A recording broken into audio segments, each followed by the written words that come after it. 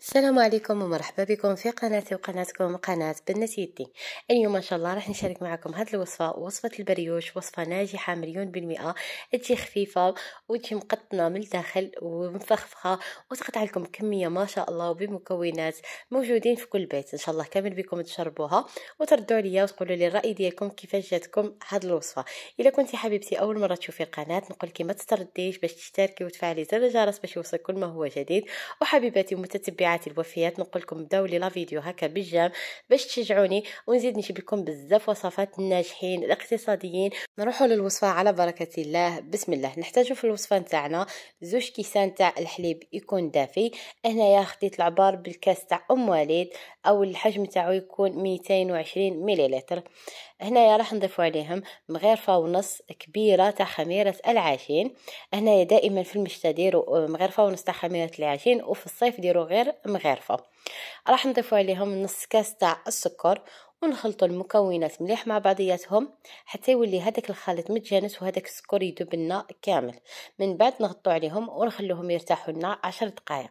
بعد ما يرتاحوا لنا 10 دقائق راح نضيفوا عليهم 2 حبات تاع البيض، وراح نضيفوا نص كاس تاع الزيت، وراح نضيفوا عليهم نص مغرفه صغيره تاع الملح، ونضيفوا 2 باكيات تاع لافاني. هنايا نقدروا نضيفوا قشور الليمون او قشور البرتقال اللي تعطي هذا البريوش يعني نتينا والنكهه اللي تبغيها. وهنا في الاخير راح نضيفوا الفرينه حتى العجينه تاعنا نطمنا. نبقاو نضيفوا الفرينه غير بالتدريج. العجينه تاع البريوش ما لازمش تكون قاصحه، لازم تكون شويه اطريه. بعد ما العجينه تاعنا نطموها راح نضيفوا عليها مغرفه كبيره تاع الدهان الوزن 50 غرام. هنايا نبقاو نعجنوا العجينه تاعنا، وراح كي نضيفوا عليها الدهان راح تتقطع لنا هذيك العجينه كما راكم تشوفوا في الصوره، يعني العجينه تولي متقطعه وما توليش متماسكه مع بعضياتها. من بعد راح نبقاو نعجنوها حتى تولي لنا هذيك العجينه يعني طريه. هنايا راح نخليوها ترتاح لنا مده نص ساعه. بعد ما تخمر لنا يولي الحجم ديالها يتضاعف كما راكم تشوفوا هنايا. ما نهبطولهاش الخميره باش يعني هذاك البريوش ديالنا يجي الوصفه ناجحه مليون بالمئه. لازم الفيديو تتبعوه من الاول الى التالي باش تعرفوا كامل الاسرار تاع النجاح تاع البريوش. هنايا راح نبقاو نشكلوا كريات كما راكم تشوفوا هنايا الحجم نتوما وحده شحال تحبوا. انا درت هنايا درت الكريات غير الصغار، وما شاء الله بعد ما خمروا طابوا لنا جا الحجم ديالهم كبير. يعني ضعف الحجم ديالهم الى اقصى درجه، يعني ولا الضعف ديالهم بثلاثه تاع المرات. نتينا هنايا لازم ديرهم يعني موايان باش الحجم ديالهم كي يختمروا من بعد ما يطيبوا لنا يزيد يضاعف الحجم ديالهم يجيو سوا. هنايا لازم الصينيه نكونوا رشينها دهنينها يا بالزيت يا اما دايرين ورق الطبخ. انا قطعت لي هذه الكميه كما راكم تشوفوا في الصوره. راح نخليهم يرتاحوا لنا 10 دقائق ولا ربع ساعه. من بعد راح ندهنوهم بصفار البيض.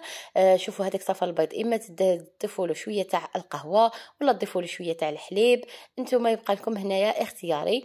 واللي ما تحبش الريحه تاع البيض تقدر تضيف له مغرفه صغيره تاع الخل وتضيف له الحليب وتدهن به البريوش ديالها كما راني ندهن انا هنايا في الصوره. تفوت عليه كامل يعني في الاطراف وكل شيء باش كي طيبوا البريوش تاعك يجي احمر. ولازم هذه الطريقه نديروها بعد ما العجينه تاعنا تخمر لنا، ماشي قبل ما تخمر.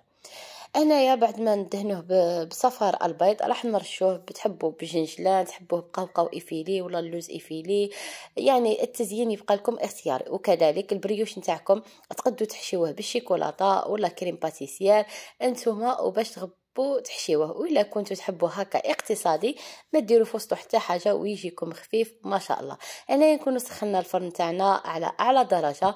من بعد راح نديروا البريوش تاعنا يطيب على درجه الحراره 200 درجه، 200 درجه ولا 250، يعني الفرن يكون شويه مجهد باش البريوش ديالكم يتفخفخ لكم. ما ديروش على درجه الحراره 180 ولا ما يجيكمش يعني يجيكم شويه قاصح. مي كي طيبوا على درجه الحراره شويه مرتفعه راح يجيكم خفيف ويجيكم مفخفخ.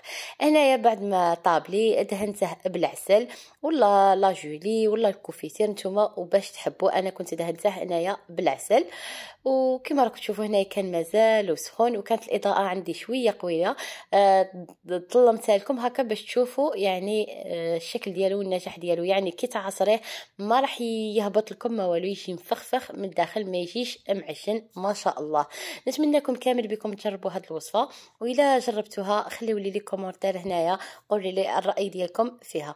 بقى لي غير نقول لكم ضربكم موعد عن قريب ان شاء الله. مع السلامه.